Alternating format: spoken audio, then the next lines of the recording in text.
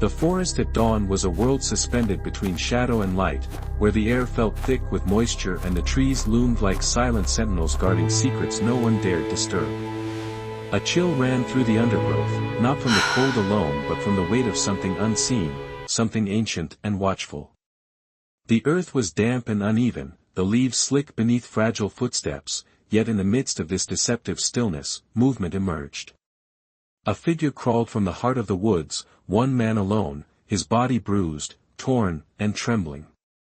His hands scraped against roots and moss, leaving streaks of dirt and blood behind him, as though the forest itself had demanded a mark of passage. He did not rise, did not speak, but pushed forward on raw determination alone, each inch gained a small victory over the horror he had endured. His eyes, wide and hollow, darted constantly, seeing things the mind could not name. A distant crow cawed sharply, and he flinched at the sound, as though even the natural world had become hostile. In his ears, echoes of screams and frantic calls lingered, yet no one else emerged to answer them. Around him, the forest seemed impossibly dense, the trees casting shadows that moved with a life of their own. Sunlight began to pierce the canopy in jagged slivers, illuminating splintered branches and upturned soil, but it brought no comfort. The man's clothes hung in tatters, soaked with a mixture of dew and something darker. Every breath he took was ragged, every heartbeat a drum of fear pounding in his chest. Villagers nearby, drawn by the odd stillness of the forest edge, watched with a mixture of curiosity and dread as he crawled into the open. Their eyes widened in disbelief. They had heard the rumors, whispered warnings about the forest, but none could have imagined the reality. Some rushed forward, unsure whether to offer aid or retreat, sensing that the air itself had changed, charged with a presence both sorrowful and menacing. The man's lips moved, attempting words that never formed, sounds swallowed by the thickening dawn. Around him, the ground bore strange disturbances, broken twigs, footprints that twisted unnaturally, and patches of darkened earth, as if the forest had claimed more than just space. The birds, which should have been stirring in the morning light, remained silent, and a cold wind traced the edge of the clearing, rustling leaves in a way that felt almost like whispered secrets. Time stretched oddly, the minutes feeling heavier than hours, and with each step the man took, the sense of isolation intensified. He was no longer simply a survivor, he had become a messenger of something the world was not ready to understand, a witness to an event that would haunt those who saw him long after he had disappeared from view. People exchanged glances, unease settling like a stone in their stomachs. Children hid behind mothers, and elders muttered prayers under their breath, unsure whether to seek answers or simply leave the forest's mystery unchallenged. The man finally reached the village path, his body collapsing under the strain, eyes rolling back briefly in exhaustion, and in that moment, the weight of what had occurred pressed upon everyone present. His gaze, though vacant, seemed to demand recognition of an unspoken truth: the night had claimed others, and only he had been returned, scarred and incomplete. The dawn was supposed to bring clarity, a sense of renewal, yet it offered only questions and dread. As the villagers guided him to a nearby cabin, whispering urgently to each other, the forest stood behind them, immense, indifferent, its secrets unyielding. The morning light revealed glimpses of a world that had been altered, traces of a story that would grow into legend. The air still carried the scent of wet earth and something more elusive, something darker that clung to the soles of shoes and the edges of memory. Every witness felt it, a quiet, nagging certainty that life would not resume as before, that the forest had taken its due and left a fragment of horror in the heart of the man who had crawled back at dawn. Nothing else had returned, and the emptiness pressed against the edges of understanding, a void filled with questions no one dared voice aloud. The stage was set for a story that would linger in whispered retellings for decades, a tale where innocence confronted unimaginable darkness and the world beyond the forest remained unknowable, waiting for those brave enough, or foolish enough, to step inside. The town of Whispering Pines lay cradled between the rolling hills and the dense forest, a place where the past seemed to cling stubbornly to every weathered building and cobblestone street. The early morning mist wove through the narrow lanes, curling around the shuttered windows of small cottages, lingering like a quiet secret that the townsfolk had learned to live with but never fully name. Smoke rose lazily from chimneys, carrying the scent of burning wood mixed with faint undertones of damp earth, a constant reminder that the forest was never truly far, that it pressed at the edge of human habitation with a persistent, almost sentient patience. Children ran barefoot along dirt paths, their laughter tentative, cautious, as if instinct whispered that the world beyond the town was not entirely safe. Merchants opened their stalls slowly, arranging barrels of apples, bundles of herbs, and bolts of cloth, their eyes occasionally flicking toward the shadowed tree line where the forest began, as though expecting something, or someone, to emerge.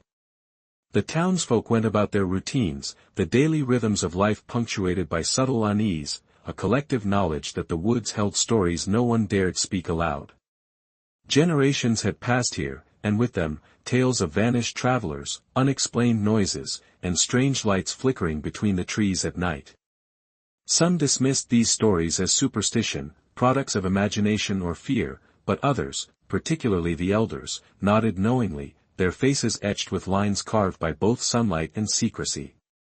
They remembered events long before the current generation, strange incidents that had never been fully explained, shadows that lingered in corners, footsteps that echoed in empty halls.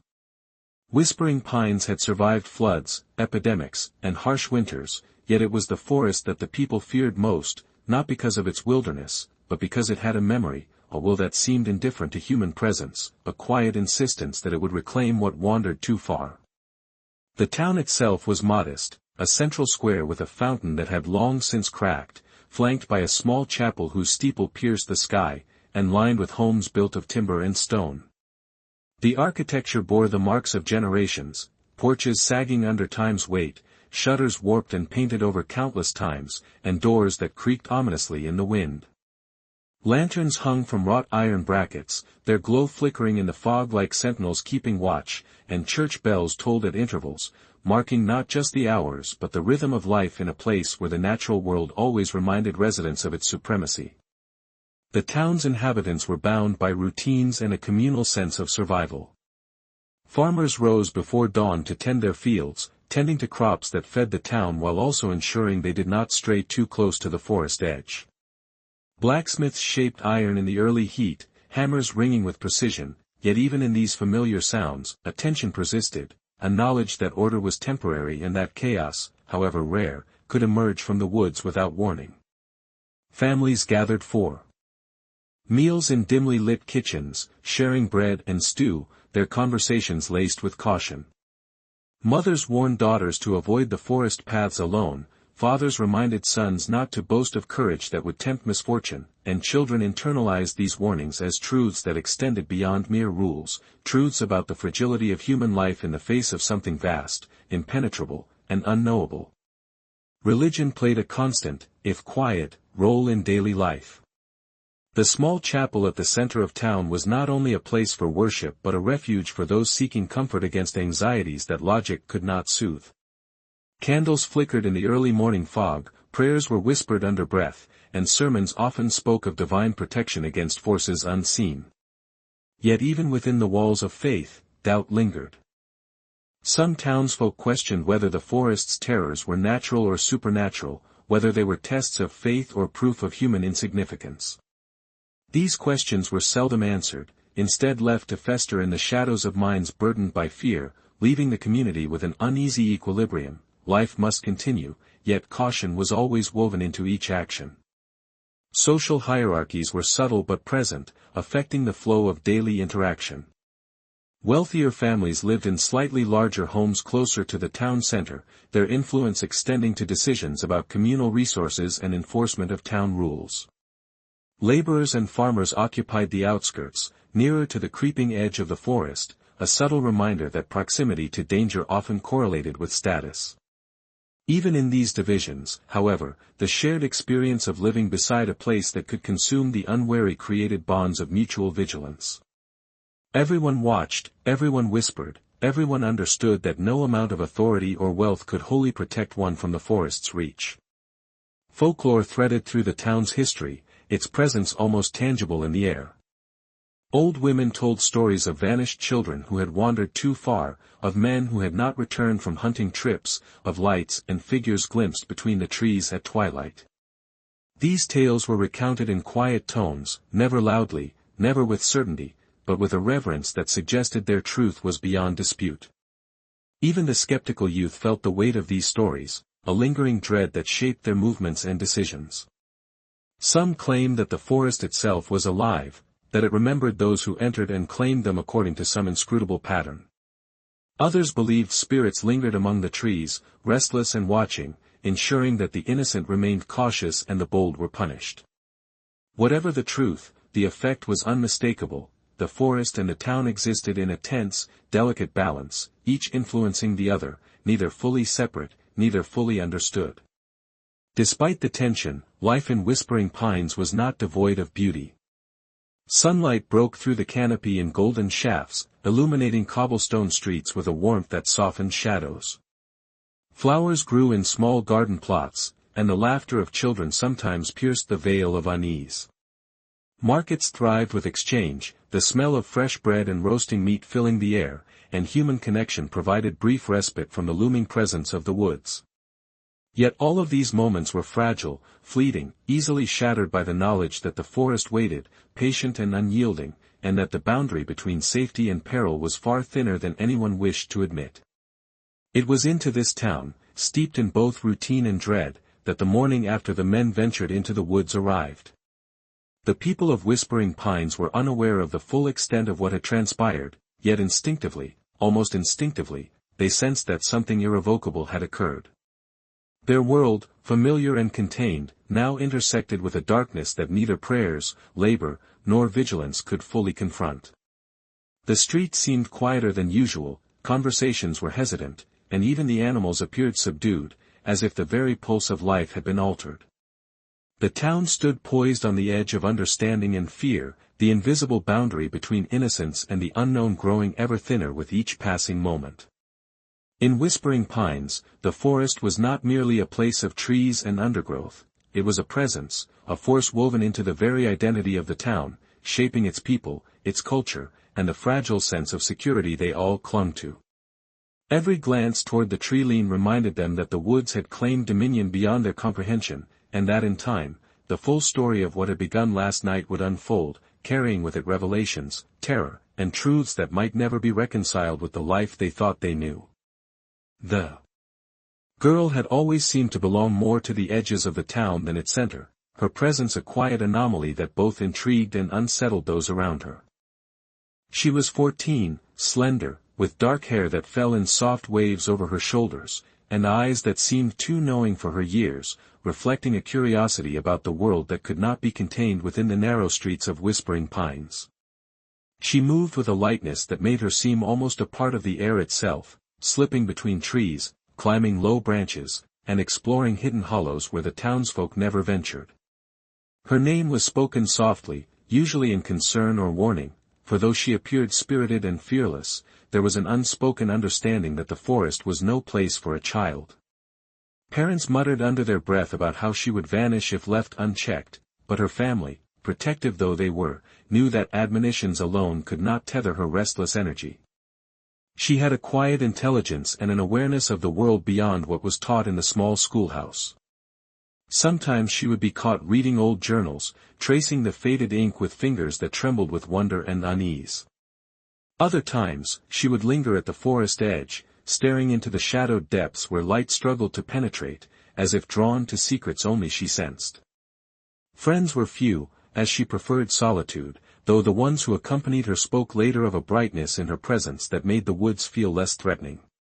Yet even in companionship, there was something solitary about her, a tendency to listen to things others could not perceive, to pause in silence while the wind whispered across the leaves.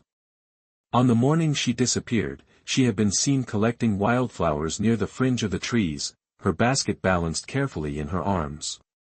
She was humming softly, the tune unfamiliar but plaintive, a song that seemed to echo a melancholy only she could know. The men who would later enter the forest were aware of her venture, though none truly understood the gravity of what would follow. The townsfolk noticed her absence when she did not return for midday meals, when the sun climbed higher and her usual laughter failed to echo through the streets. Her parents called frantically, their voices cracking with fear as they searched the immediate paths near their home. Neighbors joined, their eyes scanning the forest's edge, noting the unnatural stillness that seemed to accompany her disappearance. The air grew heavy with apprehension, a tension that settled over Whispering Pines like a suffocating blanket. Rumors began to stir immediately, whispers of past disappearances mixing with the present anxiety. Some recalled children who had wandered too far, returning hours later changed in ways they could not articulate. Others spoke of the forest itself, a sentient force that took only what it willed, leaving those left behind to recount horrors in trembling tones. Her absence became not only a concern but a growing dread, a palpable fear that spread from home to home.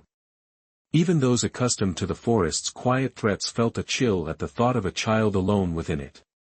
Every footstep on the town's gravel path seemed to echo the urgency of the search, each voice raised in panic amplifying the collective unease. In that first day, there was a hope that she had merely wandered, that she would appear with laughter and explanations. That hope was fragile, crumbling as the hours passed and the forest remained silent, as if mocking the frantic calls of her family. Children who had once played near the edge now avoided it entirely, glancing toward the tree-line with wide eyes, sensing the danger their elders spoke of only in hushed warnings. Even the adults, rational in many matters, felt an instinctive, primal fear. The forest, it seemed, had claimed her attention and refused to release it. As dusk approached, the search extended deeper into the shadows. Torches were lit, lanterns swung from trembling hands, and every unusual sound, the snapping of a branch, the rustle of leaves, the distant cry of a fox, was interpreted as a clue or a threat. The girl's absence became the axis around which the town's anxiety revolved. Questions multiplied. Had she been taken by the forest itself, by some unseen presence? Had she stumbled into misfortune, fallen or become trapped in a hidden hollow? Or was there something more sinister at play, a human threat lurking among them, waiting for the right moment to emerge? Each explanation carried its own terror, none offered comfort, and the weight of uncertainty pressed down on every villager. The girl, unaware of the worry she had sparked, had moved beyond the reach of ordinary observation. Her experience of the forest was different from that of any adult, her awareness sharper, her senses more attuned to subtleties invisible to others. She noticed shifts in the light, the rustle of leaves that indicated movement, the faintest scent of moss and decay. The woods, in their oppressive grandeur, became both a playground and a trap, a realm of beauty tinged with danger. As night fell, her absence was no longer a simple matter of misadventure, it became an omen, a story that would haunt those left behind. Lanterns were lowered into the earth's hollows, shouts pierced the darkness, and yet no response came. The townsfolk began to sense the forest's indifference, its patience, and the possibility that what it had taken might never be returned willingly. In those long hours, the girl became more than a person, she became a symbol of innocence confronted by an unknowable darkness, a tension that would ripple outward to all who lived in Whispering Pines. And as the first search parties hesitated at the forest's threshold, their fears magnified by whispered warnings from the elders, the narrative shifted from a simple tale of disappearance to the beginnings of legend, a story that would not only define a single day but would shape the collective memory of the town for generations to come. In that early night, with the girl unseen and the men preparing to enter the forest, the stage was set for events that would challenge the limits of courage, reason, and the fragile boundary between human understanding and the inexplicable. The 5 men who entered the forest that night were ordinary by appearance, yet each carried within him a measure of pride, fear, and an urgency that would soon collide with forces far greater than any of them could comprehend. They were the town's young men, known to neighbors and families as capable, strong, and reliable, the type who could handle themselves in the fields, in taverns, and along the rough edges of Whispering Pines. There was Thomas, broad-shouldered and tall, a man whose confidence bordered on recklessness, a self-assured leader who rarely doubted his own abilities. Beside him was Caleb, quieter and leaner, someone who thought carefully before acting, yet whose loyalty to friends ran so deep that hesitation rarely held him back. Micah, the youngest, possessed a nervous energy, a twitchiness in his fingers and a quickness of thought that sometimes served him well but could also betray him under stress. Nathaniel was steady, deliberate, and pragmatic, always weighing risks, yet he carried a stubborn streak that made compromise difficult. Lastly, there was Elias, whose face bore the marks of hard labor, whose hands were scarred and calloused, and whose gaze held a depth that hinted at private doubts and past regrets. Together, they formed a group whose strengths and weaknesses were balanced precariously, a unity that would soon be tested in ways no one could foresee. The men gathered at the forest's edge in the fading light, each carrying rudimentary tools, axes, lanterns, ropes, and simple knives, instruments meant for practicality rather than protection against the unknown. They spoke in measured tones, their conversation a mixture of bravado, concern, and whispered speculation. "We'll find her," Thomas said, his voice firm but betraying a flicker of unease, "and we'll bring her back. Nothing will stop us." Caleb's eyes shifted toward the shadowed trees. "The woods, they're different at night," he murmured. "You don't know what's waiting." The others exchanged glances but said nothing. Words were often useless against the weight of instinct and fear, and each man understood that once they stepped beyond the threshold, reliance on one another would be their only guarantee of survival. Their movement into the forest was deliberate yet cautious. Each step carried a crunch of leaves and twigs, the sound amplified in the thick darkness. Lantern light swung, casting jagged shadows that danced across gnarled roots and trunks, turning familiar forms into grotesque shapes. The men spoke in short bursts, their voices cracking as they tried to maintain calm, as if conversation alone could hold back the suffocating tension that crept around them like mist. The forest seemed to respond to their intrusion. Wind shifted in sudden gusts, carrying scents of damp soil, decaying leaves, and something less definable, a faint coppery tang that prickled at the senses. Shadows stretched and contracted, and the men, despite their experience, could not ignore the sensation of being watched. Every crack of a branch or rustle of movement drew quick, startled glances. Micah, who had begun the journey with nervous energy, now hesitated at every step, his small hand tightening around the rope he carried. "Did you hear that?" he whispered, eyes wide, voice barely audible. Thomas dismissed the sound with a forced laugh, but even he could not hide the tension that threaded through his broad shoulders. They moved deeper, past trees so dense their trunks seemed fused together, past hollows where darkness pooled like ink.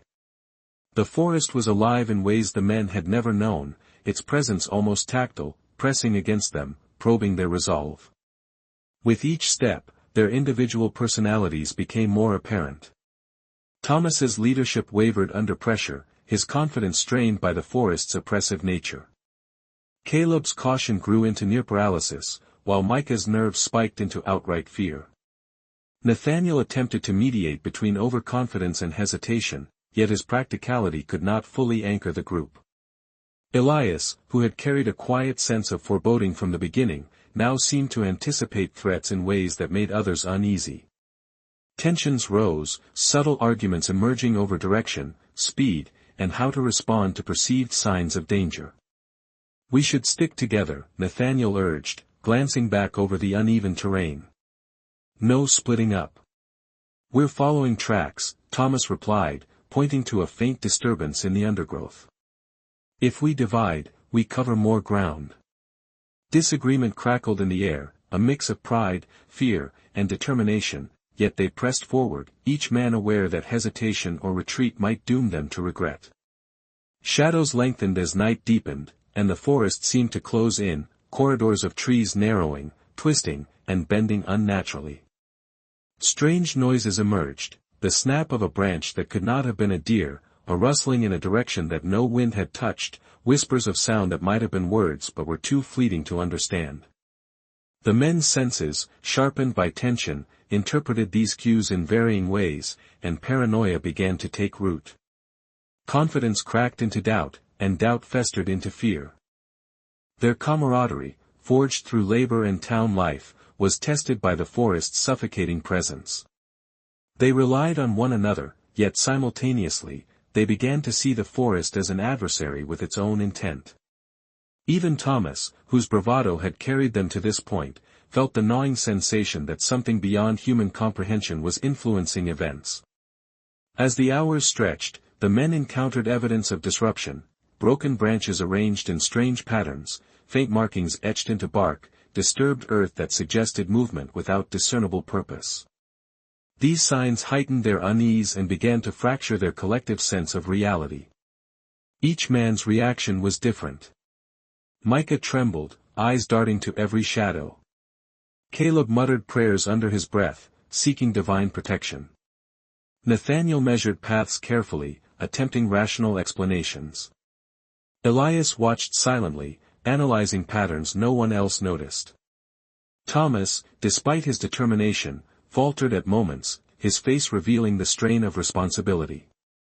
By the time they had moved far enough to leave the faint light of the town behind, the forest was no longer merely a setting, it was a force, active and oppressive, shaping their movements and thoughts. What had begun as a mission to find a missing girl had transformed into an ordeal of endurance, courage, and perception. The 5 men, bound by loyalty and pride, had unknowingly stepped into an environment that would test not only their physical abilities but the very essence of their minds. The forest had claimed the first measure of their certainty, leaving them vulnerable to fear, misinterpretation, and perhaps, to something entirely beyond human reckoning. As the men pressed deeper into the forest, a sense of unreality began to settle over them, subtle at first, almost imperceptible, but growing with every step. The air thickened, carrying not only the sense of moss and damp soil but an elusive tension that seemed to curl around their limbs like fingers reaching from the shadows. The trees, once familiar in their shapes and spacing, now seemed impossibly tall, their trunks twisting at impossible angles, their branches tangled overhead so that patches of sky appeared like jagged, fleeting glimpses of another world. Light from the lanterns flickered uncertainly, casting moving shadows that elongated unnaturally, slithering across roots and foliage in ways that seemed to mock the men's attempts at control. With each footfall, the forest seemed to respond, the ground itself shifting subtly, the leaves rustling in patterns that hinted at movement where none should be. It was as if the woods were aware of their intrusion, breathing around them, observing them, and measuring their resolve. Sounds multiplied in complexity. A branch snapped to the left, though no animal emerged. Far off, a cry echoed that could have been a human voice, yet carried a distortion that made it impossible to identify. Whispers, so faint at first that the men could not be certain they were real, grew into fleeting phrases on the edges of perception, words half-formed, leaving the mind grasping for meaning and failing. Each man reacted differently. Thomas, still clinging to his role as leader, attempted to dismiss the noises as tricks of the night, echoes of animals, the mind's nervous anticipation. Yet even he could not shake the prickling sensation that the forest was actively altering what they heard, bending reality just enough to make certainty impossible. Caleb's caution, already heightened, sharpened into near paralysis. He scanned every shadow, whispered warnings under his breath, and recoiled at every unexpected sound. Micah's nerves, fraying with every step, rendered him hyper-aware, each rustle a potential threat, each movement of leaves a sign of danger closing in. Nathanael attempted to rationalize, cataloging what they could see and hear, comparing to knowledge of natural patterns, but even he struggled to reconcile the forest's anomalies with reason. Elias, quiet and observant, noted changes in the patterns of wind and sound, in the way shadows shifted unnaturally, and kept his insights mostly to himself, sensing that discussion might fracture the fragile composure of the others. The deeper they walked, the more the forest's atmosphere took hold. Strange markings appeared on trees, grooves and scratches that hinted at intent but resisted interpretation. Certain patches of ground were darker, soil churned in ways that suggested prior disturbance.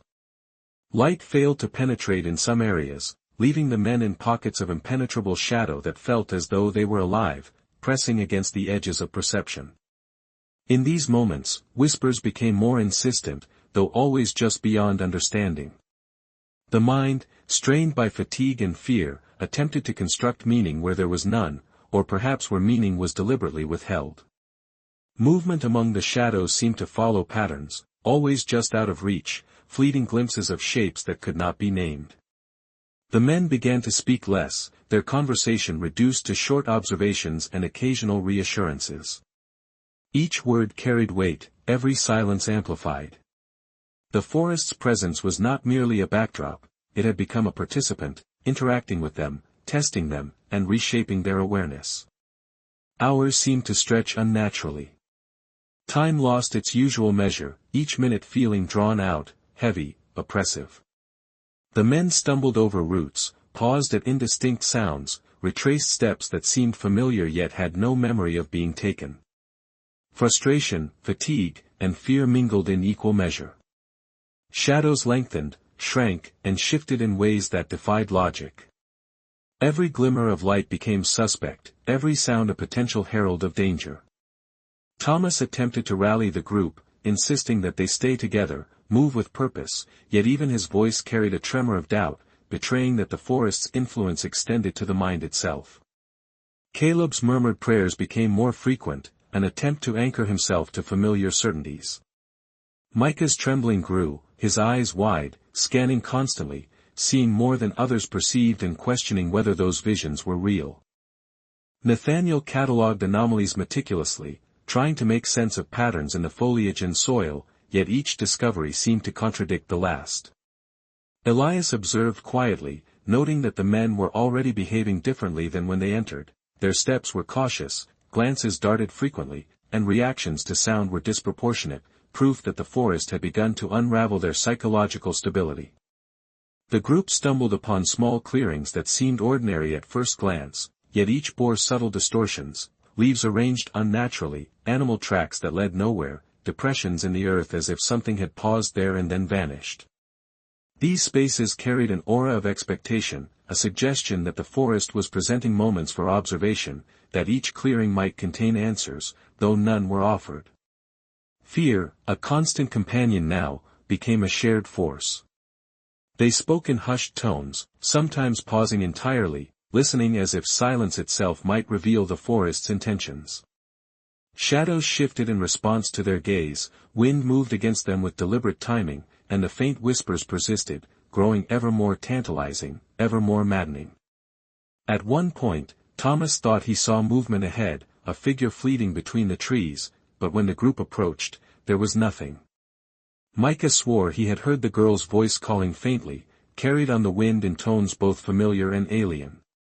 Nathaniel attempted to rationalize, attributing sounds to owls, wind, or distant animals, yet even he could not shake the primal fear that something beyond comprehension was observing them. The forest had become an entity, an active force that reshaped perception, blurred lines between sound and shadow, and instilled a creeping sense of dread that could not be reasoned away. With every step, the men's confidence waned, their sense of mastery over their environment evaporating.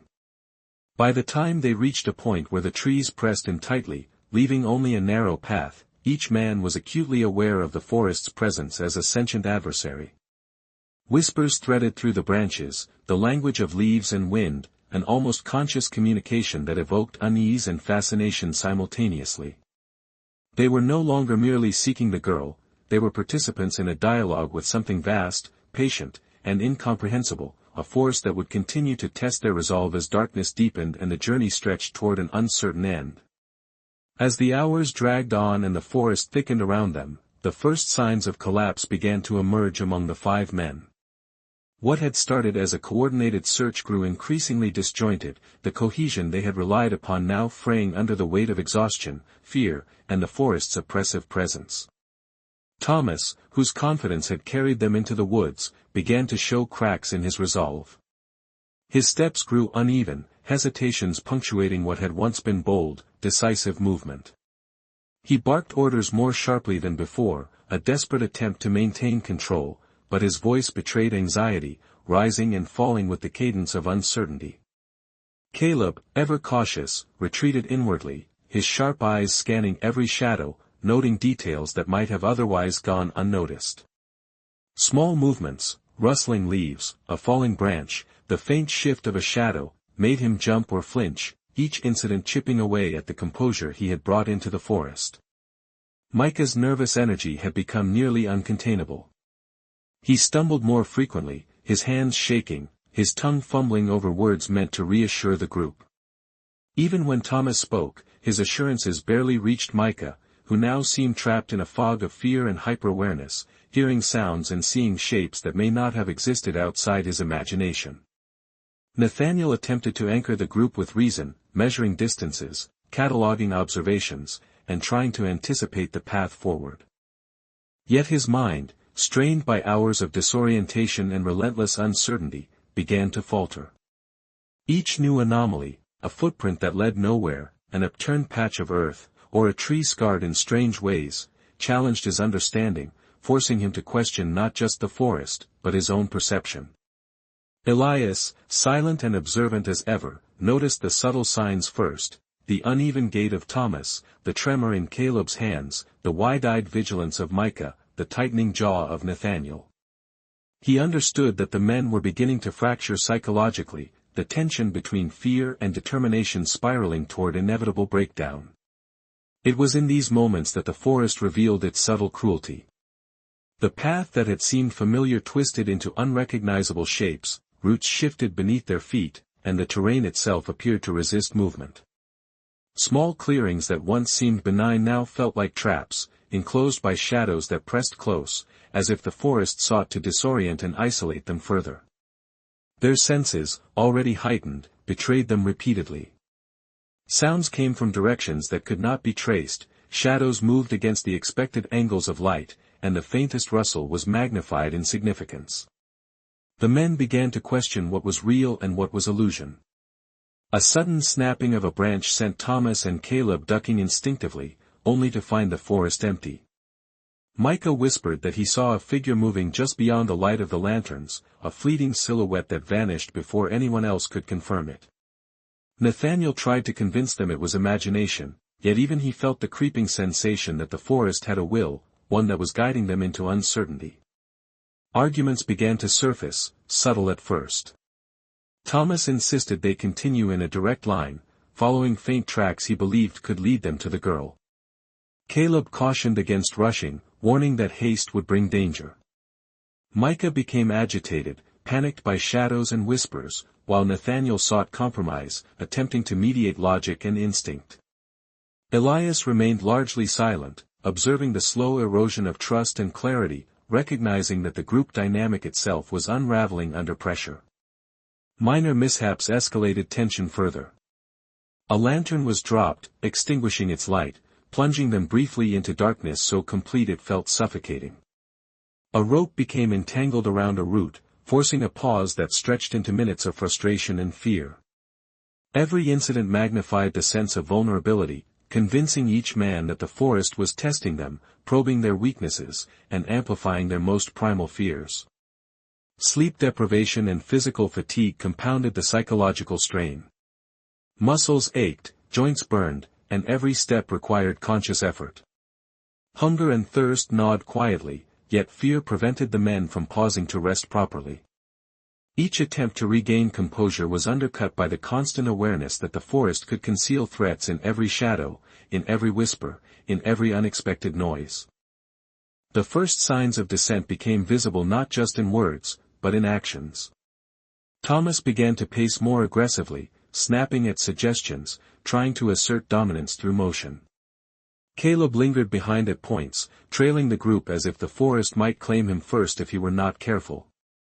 Micah's eyes darted constantly, scanning the canopy, undergrowth, and edges of light, until his wide gaze seemed almost frantic. Nathaniel's voice, once measured, wavered, and Elias' posture, though steady, carried an alertness that bordered on paranoia. A sense of creeping paranoia settled over the group, subtle yet pervasive. They began to notice patterns that might not have existed, to misinterpret the natural movements of animals or the play of wind through leaves as deliberate, directed phenomena. Every shadow was suspect, every sound a potential warning or threat. Their collective confidence eroded, leaving only the fragile veneer of control. The forest's subtle influence was compounded by isolation. Light from the village was long gone, and the familiar landmarks that might guide them were swallowed by the dense canopy. The men were acutely aware that they were deep within a place that did not conform to ordinary logic, and that each step forward might take them further into uncertainty. What had begun as a straightforward mission to find a missing girl had transformed into a crucible, exposing the limits of human perception, endurance, and trust. The forest had revealed its first cruel lesson, that certainty is a fragile illusion, that control is temporary, and that even the strongest and most rational individuals can be eroded by relentless, patient pressure. By the time the men paused to assess their situation, it was evident that the group's cohesion had weakened. Subtle glances betrayed fear, hesitation marked movement, and an unspoken awareness hung in the air. The forest had begun to fracture them, body and mind alike, and the first true signs of collapse had arrived. Every man felt it, yet none fully admitted it aloud. Their unity, forged through town life, labor, and camaraderie, had begun to crack. The path forward was uncertain, the forest indifferent, and the weight of the unknown pressing relentlessly upon them. As the night deepened and the men staggered through the forest, their efforts to impose reason upon the inexplicable began to crumble, leaving a chilling void where logic should have prevailed. Each anomaly they encountered, the broken branches arranged as if by intention, the shifting shadows that seemed to respond to their gaze, the sudden silences that swallowed sound whole, demanded explanation, yet none could satisfy the growing terror in their minds. Thomas, desperate to maintain authority and calm, attempted to attribute everything to natural causes.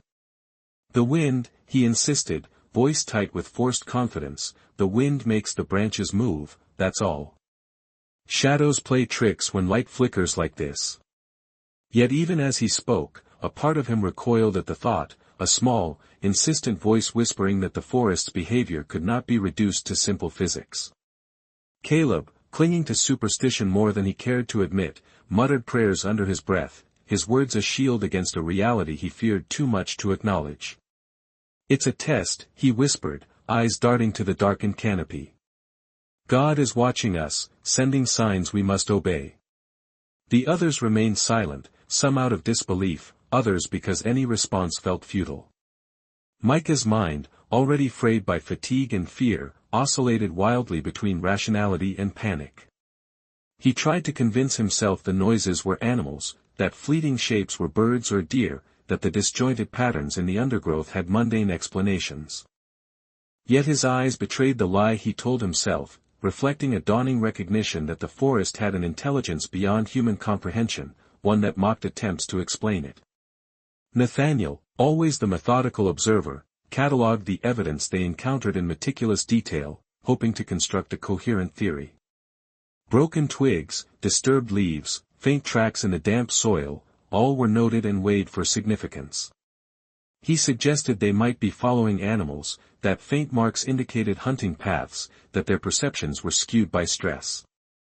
Yet every new observation contradicted the last, and he quickly realized that empirical reasoning alone could not account for the forest's unpredictability. Elias, quieter and more perceptive than the others, sensed the futility of their explanations before the rest.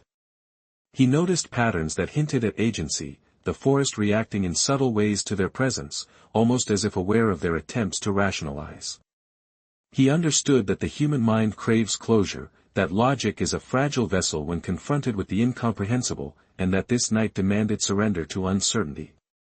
The men's conflicting approaches only heightened tension. Thomas's insistence on rationality clashed with Caleb's reliance on divine intervention. Micah vacillated between belief and disbelief, fracturing the fragile consensus. Nathaniel attempted mediation, but his structured observation seemed hollow in the face of phenomena that defied categorization. Every failed explanation drove frustration and fear deeper, undermining cohesion and increasing the psychological weight pressing on each individual.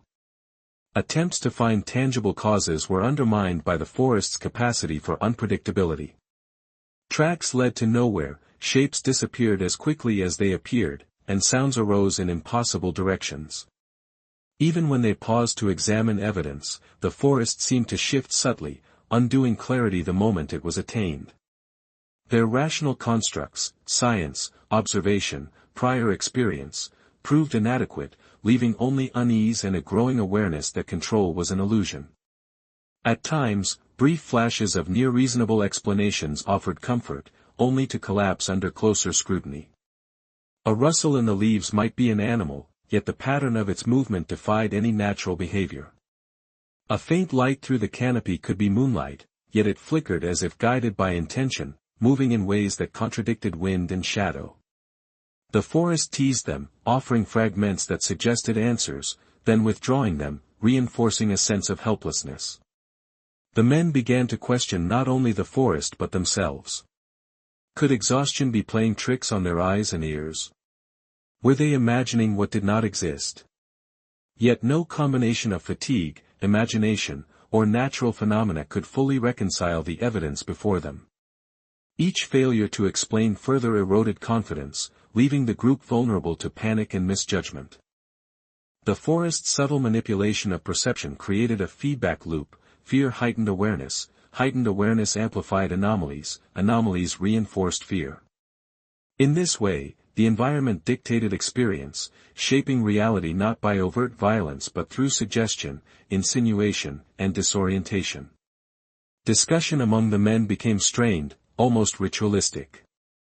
Each proposed explanation was weighed, contested, and dismissed with equal fervor. Thomas demanded adherence to reason, Caleb invoked divine oversight, Micah expressed fear of things unseen, and Nathaniel catalogued data in a vain attempt to maintain order. Elias listened, knowing that no theory would reconcile the facts, that rationality was insufficient for a forest that bent perception and mocked certainty. At moments, they paused in small clearings, hoping proximity to open space might clarify understanding, but the anomalies persisted. Shadows remained elusive, patterns continued to defy explanation, and whispers, soft, fleeting, impossible to trace, curled around them like smoke. The men became aware of the futility of trying to impose structure on chaos. Each attempt at explanation carried the risk of intensifying fear, of fracturing trust, of encouraging doubt that could not be assuaged. Even small disagreements over meaning escalated, voices rising, hands gesturing, a collective anxiety manifesting in tension that tightened their muscles and accelerated their heartbeats. Night deepened and the forest's presence grew more oppressive. Attempts at logical reconstruction gave way to silence, punctuated only by the occasional muttered conjecture or whispered reassurance. The group, once confident in their purpose, now navigated a labyrinth of uncertainty, aware that every conclusion might be false, that every assumption could be inverted, and that reality itself seemed pliable under the forest's quiet pressure. They realized that understanding might be beyond reach, that the forest demanded surrender of certainty. The failure to explain, to reconcile what they saw and heard with what they knew to be rational, became a tangible force, pressing down upon them, warping their sense of time, direction, and comprehension. By the time they recognized the futility of conventional reasoning, the forest had already claimed its dominion over perception, and the men were left with only fear, mistrust, and a dawning sense that some truths would remain forever elusive, held hostage by the shadowed depths of the woods. As the night slowly gave way to the first hints of dawn, the forest seemed to exhale, shifting from oppressive darkness into a pale, uncertain light. The men, weary, disoriented, and frayed from hours of tension and fear, began to notice subtle changes in their surroundings. Mist hovered just above the ground, clinging to roots and low branches, making familiar terrain appear alien. The shadows that had been so menacing throughout the night softened, yet the forest did not feel welcoming. Instead, it seemed watchful, as though assessing the intruder's endurance and resolve. The air was damp and cool, carrying the scent of earth, decaying leaves, and an indistinct metallic tang that set nerves on edge. In this tentative light, the men's exhaustion became more evident. Thomas's shoulders slumped, his usual confidence hollowed out, his voice quieter, less certain. Caleb moved slowly, as if each step required conscious effort, his earlier caution now tempered by fatigue that bordered on despair. Micah's tremors persisted, and his eyes darted constantly, searching for movement, for signs that might indicate the girl's presence, or something worse. Nathaniel attempted to organize their thoughts, speaking in measured tones about retracing their path, yet even his logic seemed strained against the oppressive sense that the forest was no longer just a place but an entity, aware and deliberate. Elias, quieter than ever, observed the surroundings with an unsettling clarity, noting shifts in light, subtle markings in the trees, and patches of disturbed earth. His awareness revealed patterns the others missed, subtle depressions in soil, faint scratches on bark, and the way the mist coiled around certain spaces as if emphasizing or isolating them. It was in one such clearing that the revelation came, subtle at first, almost imperceptible, then undeniable. The remnants of a small disturbance caught their attention, footprints in the soft earth, haphazard and overlapping, as if someone had struggled or been led in multiple directions. Nearby, broken branches were arranged in a curious pattern, some bent at angles unnatural for wind or animal movement. A small basket, familiar in shape and size, lay overturned, its contents scattered and damp. For a brief moment, silence enveloped the men, the forest holding its breath as they processed what they saw. The scattered remnants were the first tangible signs that the girl had indeed been present in this part of the woods, yet there was no indication of her current whereabouts. Anxiety and hope collided within the group. Thomas's instinct was to press forward, to search every nearby thicket, believing that tangible evidence meant she could still be found. Caleb, shaken but relieved to see confirmation of her presence, clung to the possibility that she had simply wandered further, still within reach. Micah's fear intensified, interpreting the signs as evidence of a struggle far beyond their capacity to comprehend.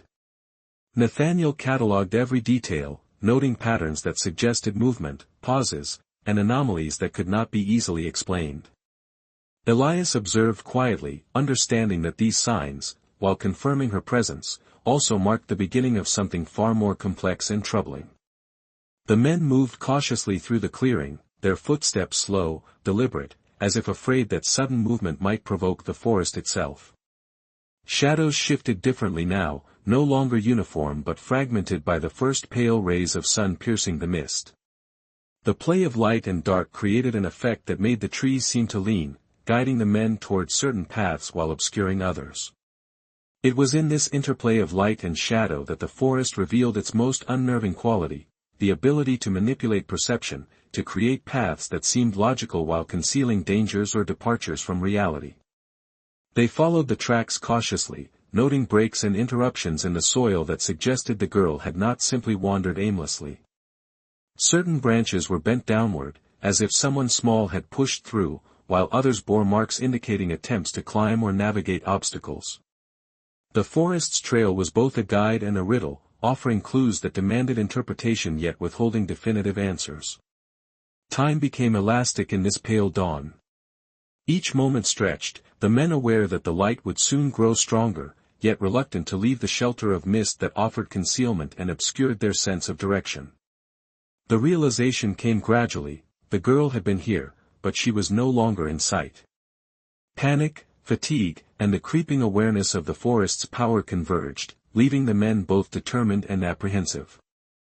They had confirmation of her presence, yet no certainty of her survival or location. Subtle signs compounded their unease, footprints that stopped abruptly, impressions in soft earth that suggested hesitation or confusion, and broken twigs that indicated movement but not direction. Every detail demanded attention, and yet none offered complete understanding.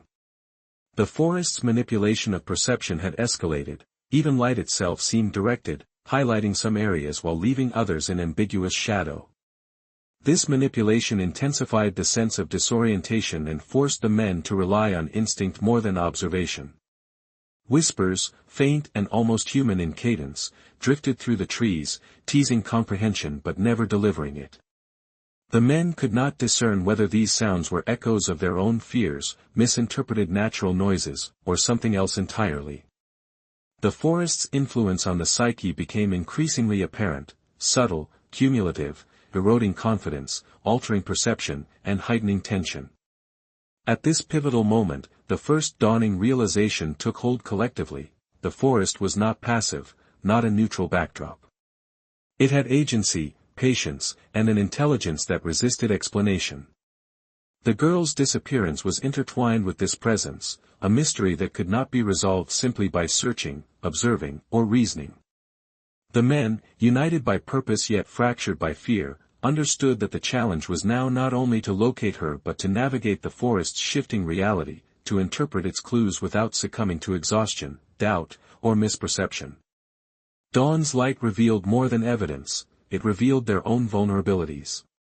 Bodies slumped with fatigue, hands trembled despite determination, and the weight of what had transpired began to press down upon each of them individually and collectively. They were participants in a narrative they did not control, moving through a landscape that distorted time, space, and certainty.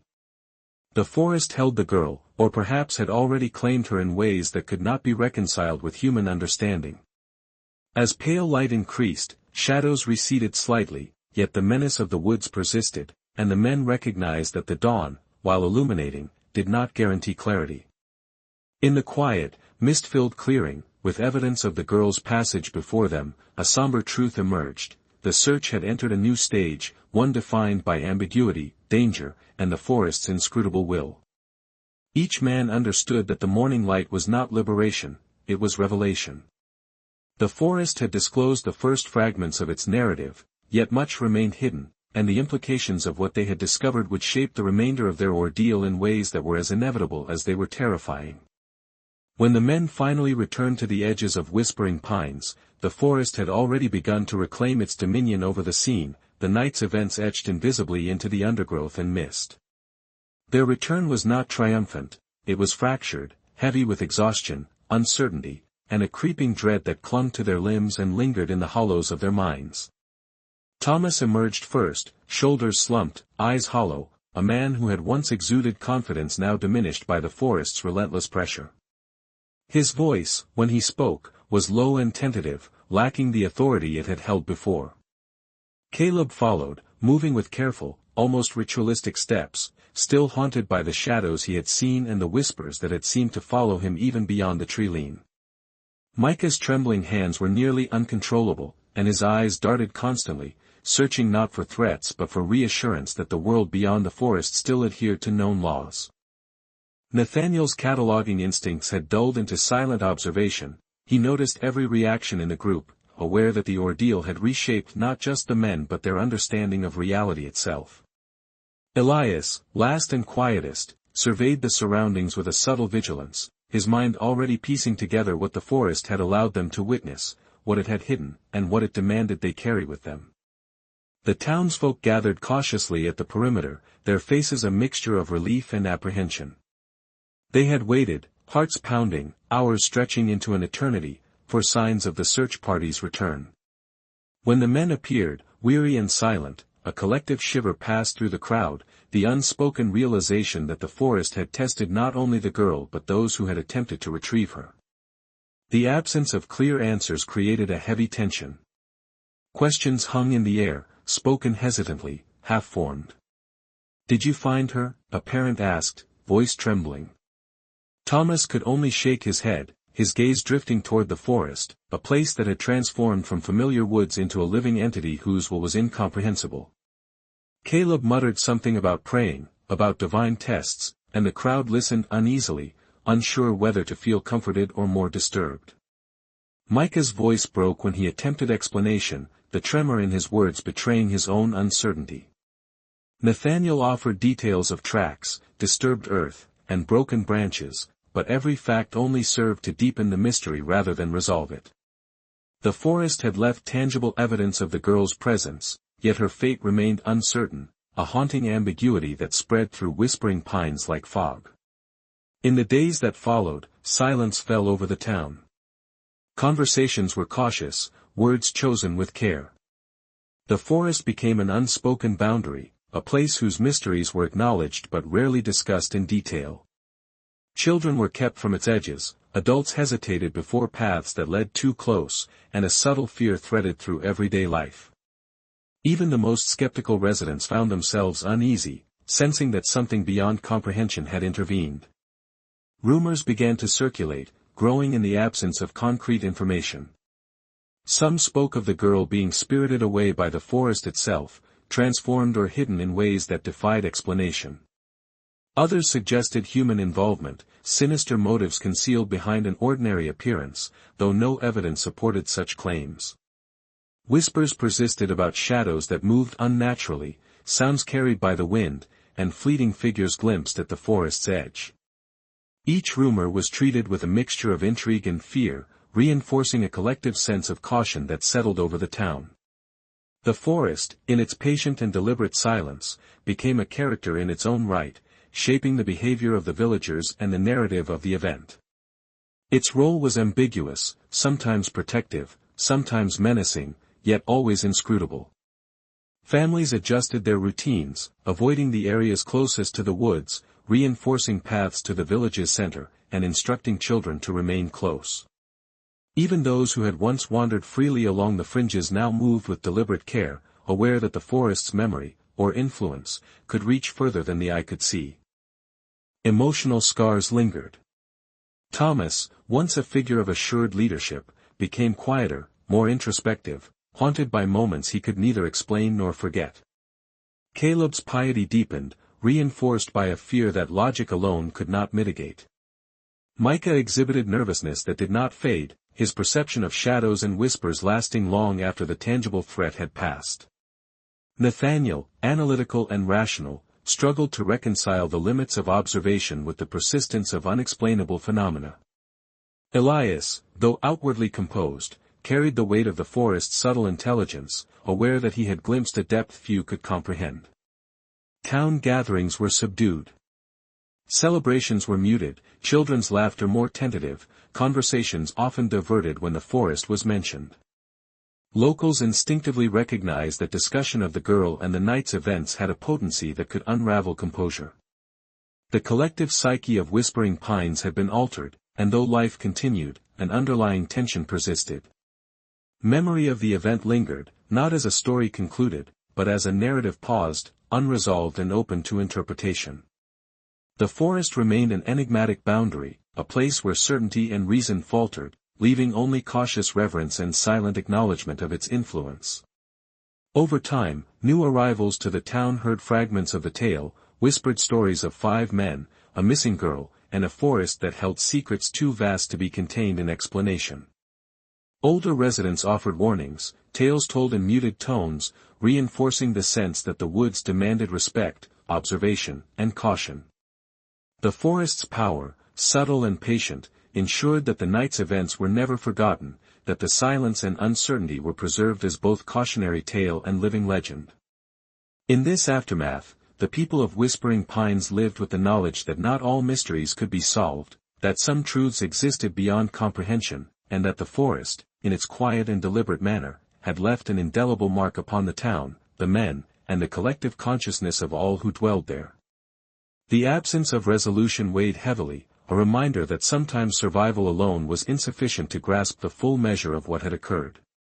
Even as days turned to weeks, the forest retained its dominion, a silent, ever-present enigma whose influence lingered long after footsteps had faded and the night's terror had passed into memory. In the weeks and months following the disappearance, the people of Whispering Pines grappled with the event in ways both rational and irrational, seeking explanations that could reconcile the night's terror with their understanding of the world. Scholars, local elders, and villagers alike offered theories, each attempting to impose order upon a sequence of events that had stubbornly defied clarity. One prevailing notion was that the forest itself was a living entity, ancient and patient, with a consciousness that manipulated perception, obscured paths, and led the 5 men into confusion and the girl into disappearance. Those who supported this idea cited the inexplicable arrangement of broken branches, the strange impressions in the soil, and the fleeting shadows that seemed to follow or avoid observation. They spoke of the forest as a place that maintained its own secret laws, beyond human comprehension, and suggested that the girl's absence was not a matter of chance but the result of forces that could not be resisted or predicted. Another theory leaned toward human involvement, though evidence was scant and circumstantial. Some villagers speculated that someone within Whispering Pines or the surrounding region had intervened, abducting the girl for reasons lost to secrecy or malevolence. This perspective drew on the simplicity of motive, human greed, or cruelty, seeking to rationalize an event that otherwise appeared chaotic and unnatural. Skeptics questioned this theory, pointing to the forest's opacity and the men's disoriented accounts as sufficient to explain perceived inconsistencies without invoking unseen culprits. Psychological explanations also emerged. Scholars suggested that the stress, fatigue, and fear experienced by the men could have amplified ordinary perceptions into illusions, that shadows became figures, sounds became voices, and the labyrinthine quality of the forest distorted their understanding. Proponents argued that the combination of exhaustion, heightened awareness, and anxiety produced collective hallucinations or misinterpretations, leading the men to overstate evidence of phenomena that were ultimately explainable through natural processes.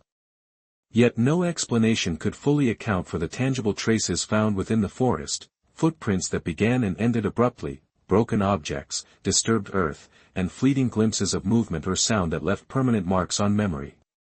The persistence of these physical clues prevented total dismissal of extraordinary theories and ensured that the mystery retained its weight and urgency. Over time, discussions became more nuanced, blending the rational with the speculative. Some theorists proposed that multiple factors had converged: natural disorientation amplified by fatigue, subtle manipulations of perception by the forest's environment, and possible human intervention combined to create an event that was simultaneously explainable in parts and inexplicable as a whole. This hybrid theory acknowledged the tangible evidence while conceding that no single explanation could claim completeness. Cultural interpretations also influenced local understanding. Folklore, long embedded in the region's consciousness, suggested that certain forests harbored spirits, guardians, or forces that tested intruders, particularly those who entered with pride or ill intent.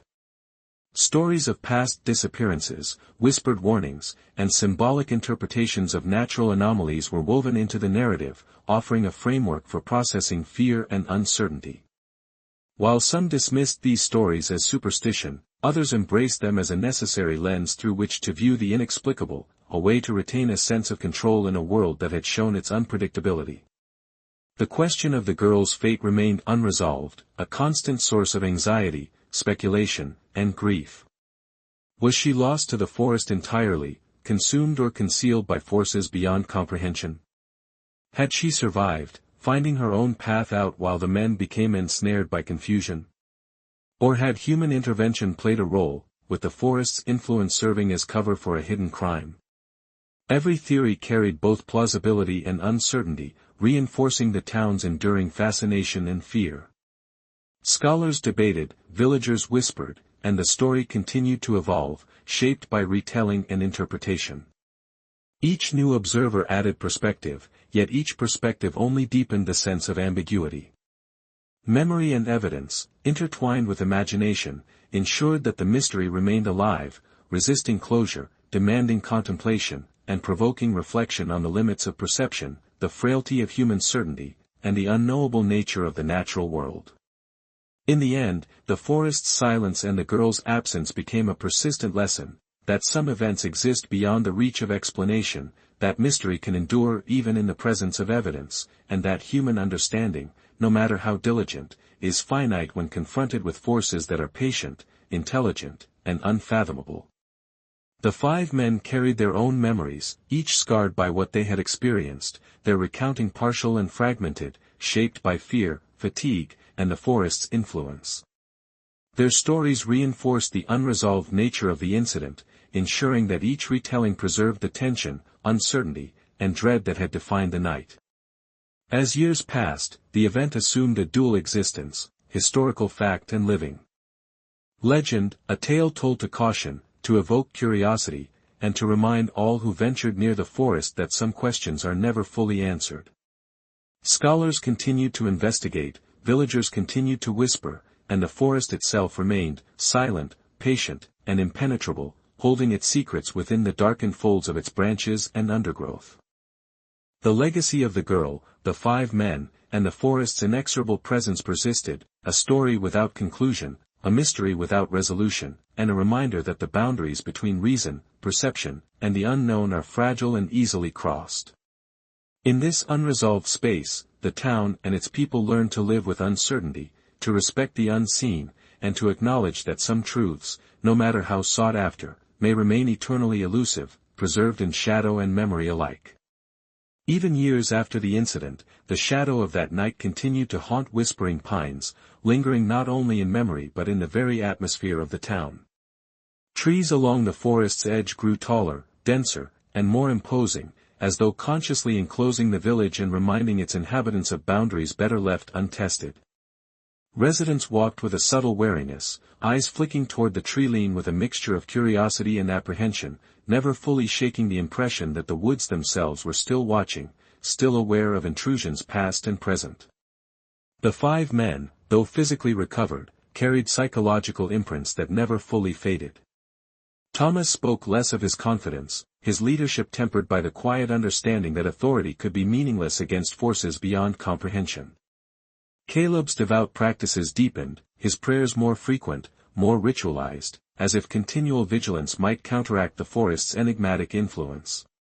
Micah's alertness remained hyperactive, his perception of shadow and sound permanently altered, while Nathaniel's analytical mind wrestled endlessly with incomplete data, unable to reconcile evidence, memory, and subjective interpretation.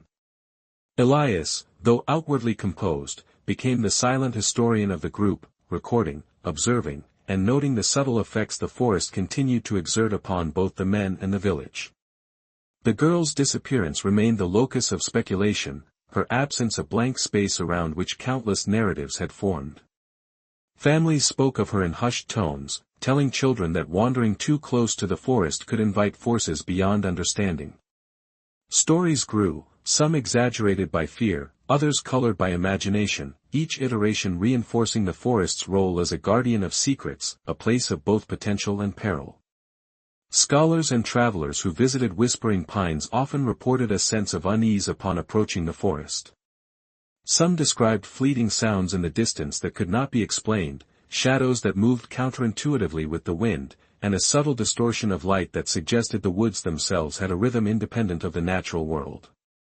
Anthropologists and folklorists catalogued these accounts, noting the town's cultural response as a blend of caution, superstition, and reverence.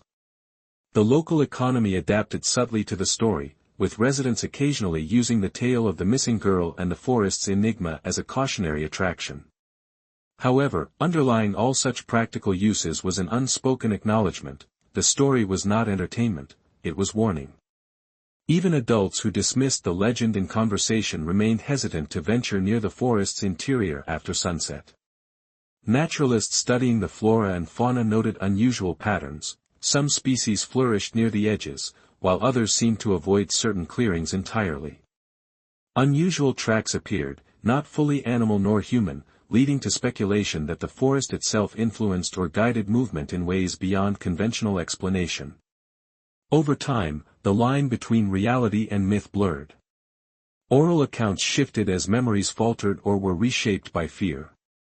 The men's recollections, once detailed, became interwoven with interpretation, uncertainty, and exaggeration, creating a narrative both anchored in fact and expanded by the imagination.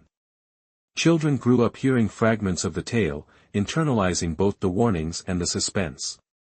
Some claimed to see fleeting figures among the trees, hear whispers in the wind, or sense shapes in mist that echoed the events from long ago. Parents dismissed these tales gently, yet their voices carried a tremor that betrayed unease, perpetuating the legacy of caution. The forest itself remained constant, patient, and inscrutable. Even decades later, its edges were impenetrable to casual observation. Paths shifted subtly, light played tricks upon the eye, and the silence between sounds seemed loaded with meaning. For those attuned, the forest was more than a collection of trees, it was an entity capable of shaping perception, testing resolve, and preserving its secrets. Historical records attempted to document the event in objective terms, yet the absence of closure ensured ambiguity remained central. Researchers could record tracks, weather conditions, and the sequence of men's return, but the girl's fate, the forest's intent, and the psychological transformations of those involved resisted full explanation. In this space, ambiguity became a defining characteristic of Whispering Pines. The forest's influence extended beyond the physical realm, shaping culture, memory, and collective consciousness. Its presence served as a subtle reminder that some forces, no matter how tangible their effects, are ultimately beyond comprehension. The story of the 5 men and the girl evolved into a symbol of the delicate balance between human curiosity and natural mystery. It served as warning and lesson, illustrating that even the most rational individuals could be unsettled, disoriented, or permanently changed when confronted with phenomena that defy understanding. The town maintained a quiet ritual of remembrance, whether conscious or subconscious.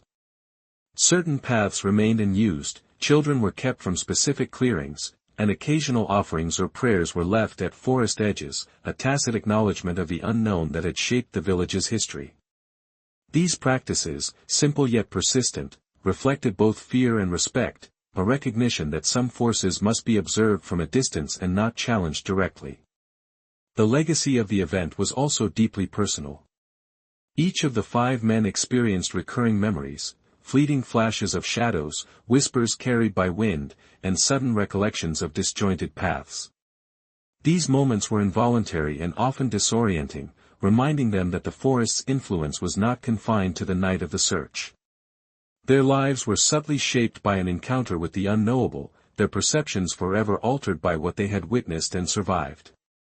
As new generations grew, the story endured, becoming woven into the cultural identity of Whispering Pines.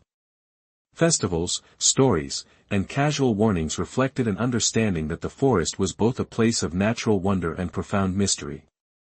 Its secrets, held in shadows and whispers, were preserved in memory, in ritual, and in the cautious lives of those who respected its reach. Lingering shadows and unspoken legacies thus became the final chapter of the tale, not as resolution but as testament.